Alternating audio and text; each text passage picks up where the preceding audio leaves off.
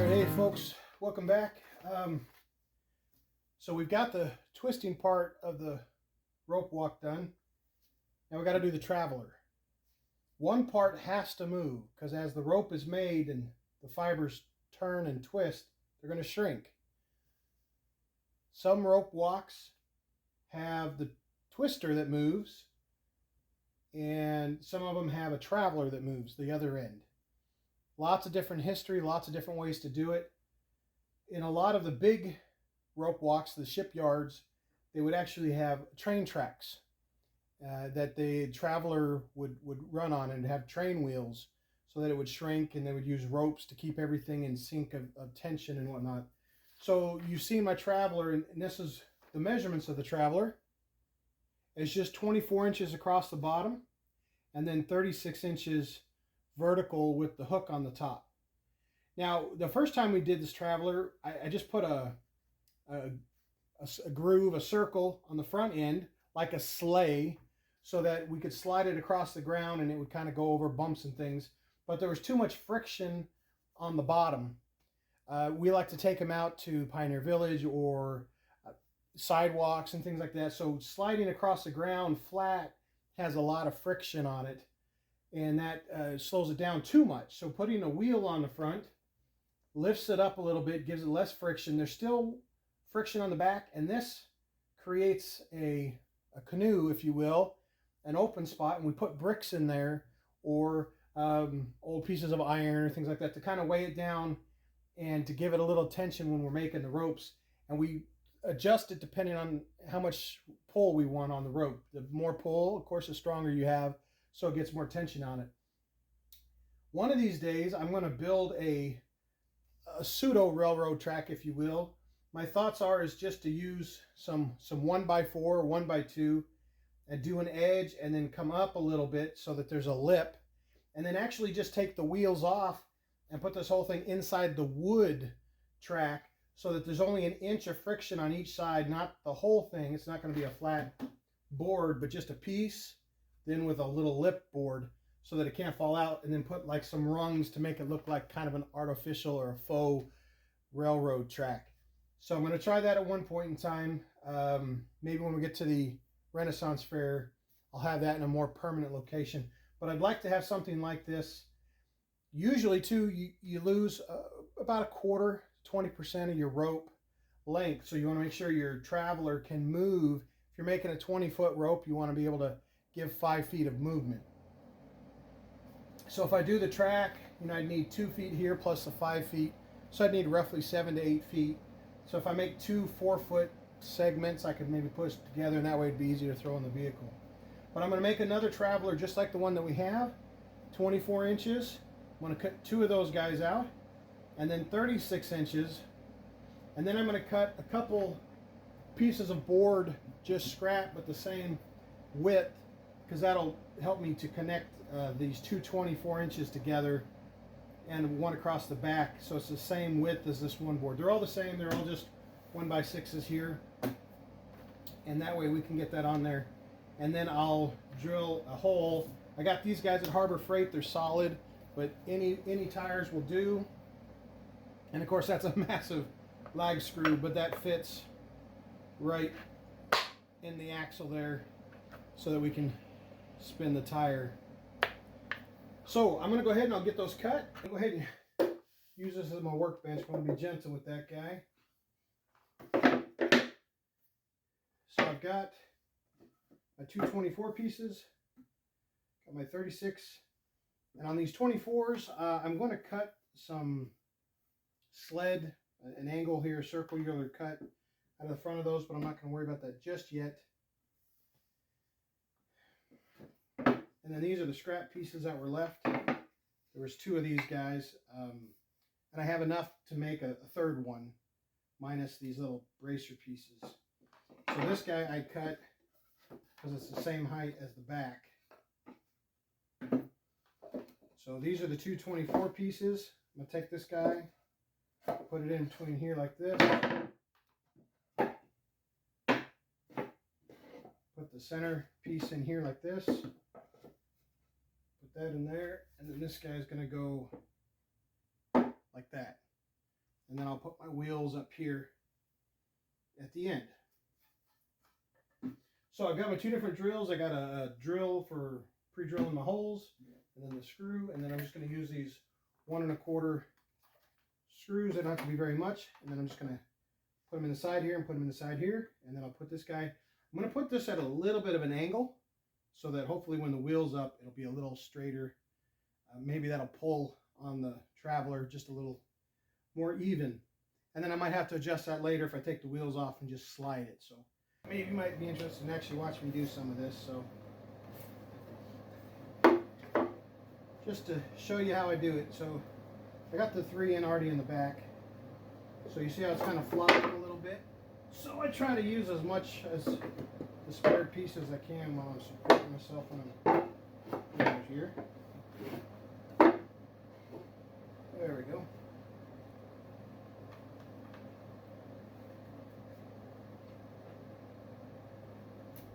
Alright, just worry about 1 corner at a time.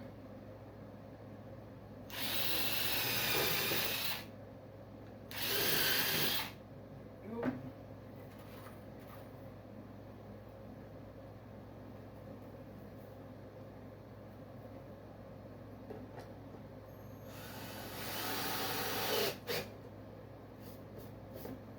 I tell you what, having 2 drills is worth its weight. Swapping in between is okay. There's some really cool quick swap bits. I don't have any of those guys, but this guy was on clearance. I think I actually got him at a flea market for a couple bucks.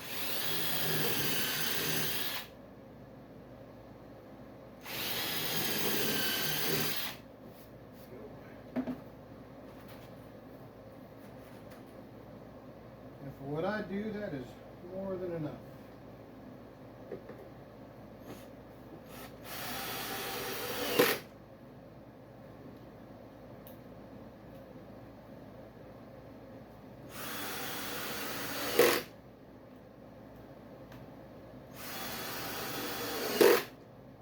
All right. Now I can need to measure out how big the curve is for the sled. I forgot to do that on my other one. I'm about copying. If you find something that works, stick with it. My other Traveler's got a circle on it here. So now I'm going to put this, you can see that's leaning forward a little bit. There's a little bit of curve in that wood. So I'm going to do this guy, and I'm going to use that guy's a little bit of a support here. Guess I need this end over here. Got a little bit of a bow. I'm going to put my bows in. Okay.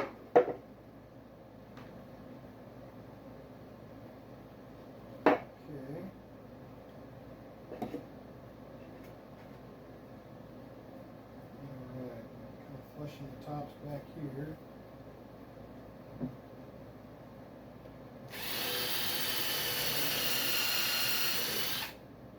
And usually I just do one first because then I can manipulate the board. I know I'm off a little bit there, but if I got one here, I got a pivot point.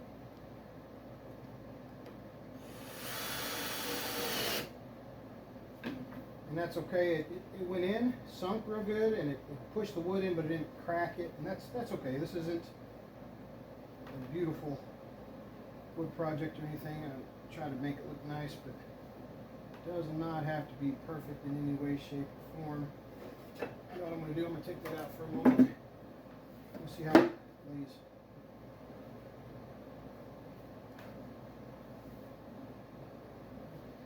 Ooh, these boards are a little bit more warped than I thought.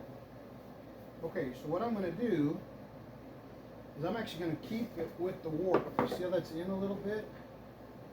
I'm going to leave it like that. I don't want to, because all that's doing is holding some weight there. So that's laying pretty flush. I'm going to bring it out and then throw an anchor there. For me, it's more important for it to slide than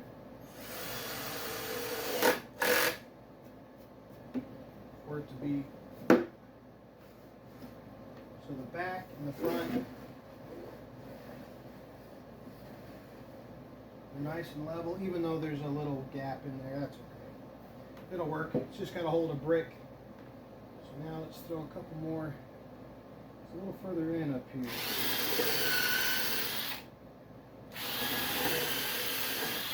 It's full of chips there. There we go. Hope I didn't go through. I did. All right.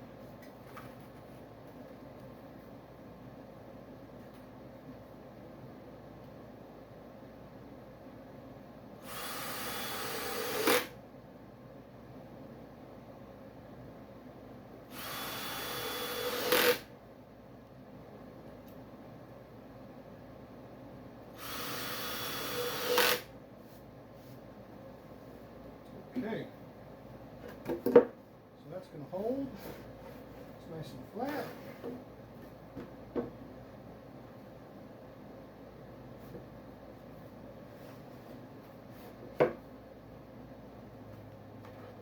Okay, so I think what I'm going to do is maybe square that off. So if that's 5.5.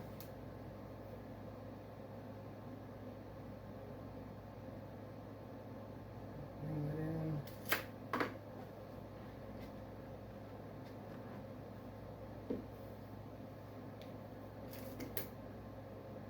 Okay, so let's put that at 5 inches, and then 1/4 inch, because I wanted to have it a little bit at an angle so when the wheels are up it's more flat. So this side is 5 and 4 3/4.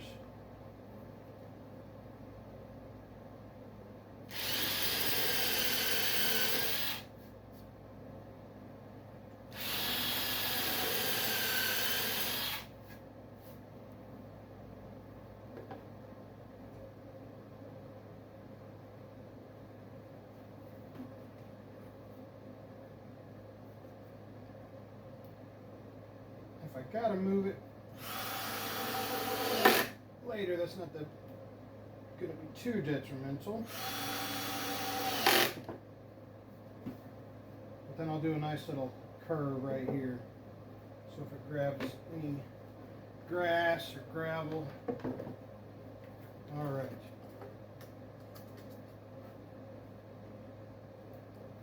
So 5 inches.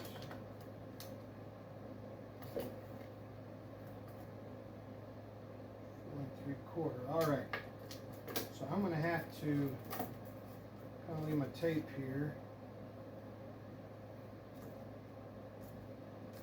Push the wood over a little.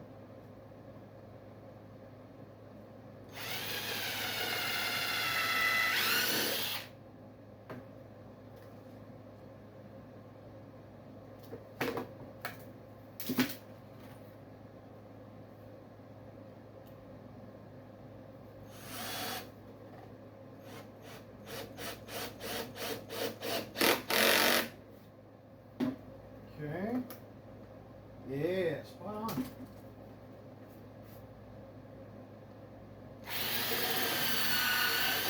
Just throw one in the middle too. All that's doing is transferring the load of the pull and the weight of the brick.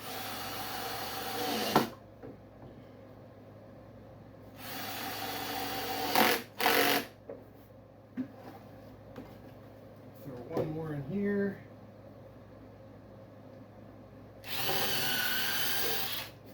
That's really quick.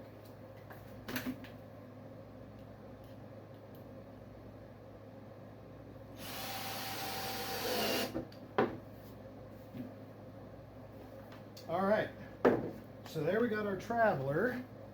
We still got the wheels to put on. We still have the wheels to put on, and that'll raise it up just a little bit. And then I'm going to put one of these hooks on here. And these guys are the key. I used to use just an eye hook, and I'd put it through there and the eye hook would spin. But these guys actually have bearings in them. So Whee! They spin amazingly great. So these are hammock swivels or chair swivels. A couple different types. There's all kinds. And then I just use a regular S hook. This guy came from a local blacksmith, but you can get an S hook because then when you put your swivel up, you can put your hook on the swivel and then you put your yarns on there. So then when this pulls, one of the problems I'm having is when you're pulling, see how it just tilts? Well, first of all, there's no curve on there, so I got to put the wheels on. And it's really light, so that's where you put the weight in. And then when you pull on the swivel, you want the traveler to move. So we'll put the wheels on, and then we'll start to slide. See, there's not much tension on that back when just the bottom lip is on there. And then we'll put a little cinder block or some bricks in there. Okay, so I was second guessing myself. So I went out to the car and just got my old traveler out.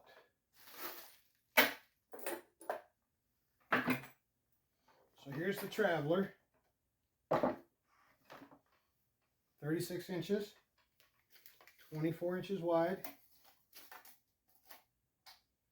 Okay, so 1, 2, 3. I only have 3 inches, so I'm going to loosen that up and move it forward 2 inches. And then you'll see what I did here was I put an extra piece of wood to support the wheel. And then I drilled a big hole that would support this bolt. And then I just bolted that guy straight through the tube. So we'll drill these guys out. I'm going to go ahead and move this guy forward 2 more inches. So I just have 3 inches. And that 2 will also give me a really good spot to know where to put my curve at. Because it looks like it's just a 3-inch circle because I got 2 inches of straight right here. Before my curve, you can see the curve here, which looks like it's just a 3-inch circle. And this works really good. So I'm going to map this guy to make that one.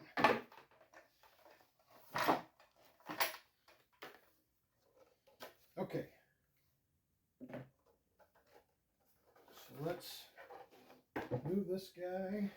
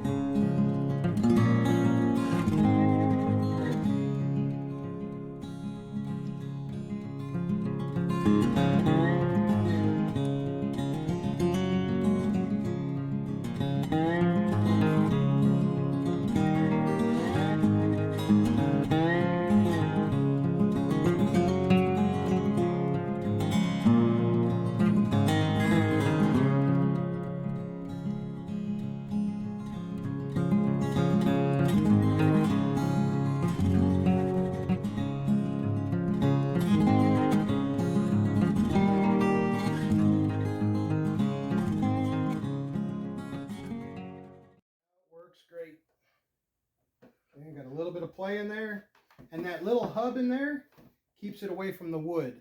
When I tried to make some wood wheels, there was no hub, so the wood wheels would rub right up against it, and that's what caused all my grief, if you will, with my wooden wheels. So if I were to do this again with wooden wheels, I would just make sure that I have a hub like this little bit of a hub to keep the wheel away from the axis, or the axle. Okay, here we go.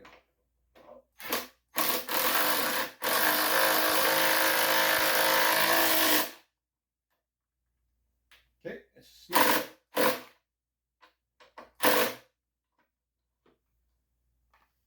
That one went in a little wonky there. There we go. Okay, that's all right. There we go. Okay, so I know this one works. We've been using it. And now he's got a cousin. Ooh, yeah. That 1/2 inch, look at that, stands up just a little bit straighter. So that when you pull on it, look at that. See how it doesn't fall over anymore? No weight in the back. But if I pull on it, there you go. That's exactly what the wheels are meant to do. So, okay. Now I want to put my swivel. Now I got to decide which swivel I want. This guy looks like I put this style of swivel.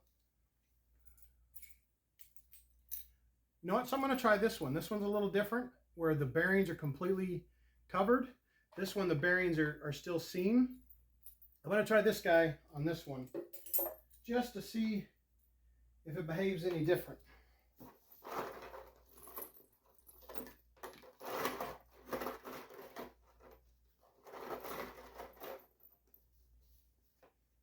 They're cousins, but they don't have to be exactly the same. All right. So on those other ones here, I just use these little bitty washers, and I use these flathead screws. I just offset them a little bit. So let me try this carefully. So what I'm going to do is I'm actually going to put one in here. Yeah, maybe.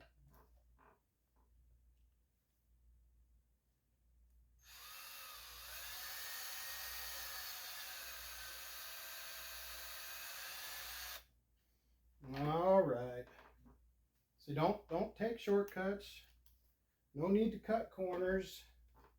That's how I got in trouble in wood class. I wasn't patient. 5 1/2, 2 3/4. See, I was off 1/8 of an inch. Not being patient enough. All right.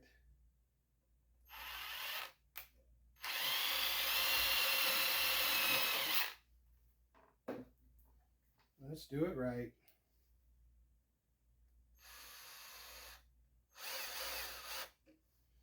Okay, so this is the guy I'm going to use. And it'll fall through there. Maybe. There we go. And the washer will go through there. Maybe. There we go. Okay, so now we have 1 1/4 inch, 1 1/4. We put little dots where we're going to go. And then I'm going to drill off the center, because these are not going to be, I don't want them to be exactly center. I need the screws to kind of pull on it. You know what, let me do this then. That way we get a good pull. Maybe. If I can get my fingers to work.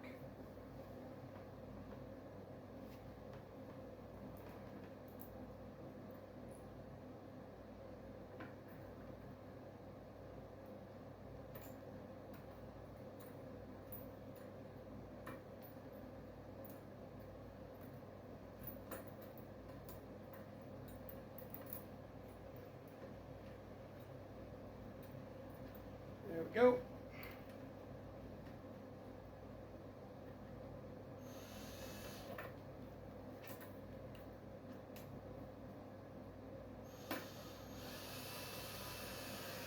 All right. Just gonna take my time here, line these guys up.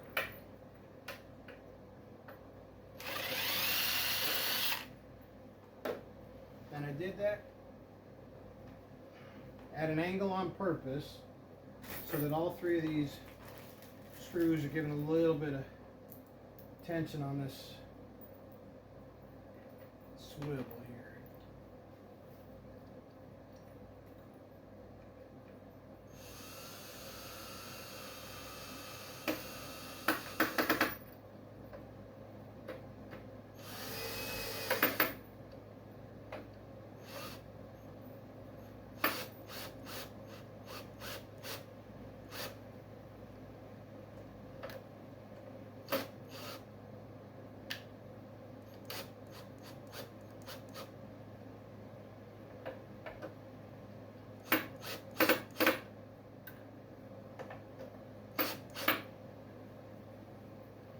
Okay, so that swivel is on there good. And so this is my hook's going to sit on here. Now on the S hooks, I had him spin one side. And normally he spins both, but I needed a point so I could slide the yarn off on the other end. So this side, I could have had him pinch it a little bit more so it stays on there a little easier. But now when the yarn spins, and then you can slide it off the hook. So folks, we got this, and then as it pulls the tension, we got a traveler, and then it will spin and let those yarns and strands wind and complete the yarn. So now we have two travelers, and we'll test this swivel out and see how it goes. I need to get another brick and put some weight in there.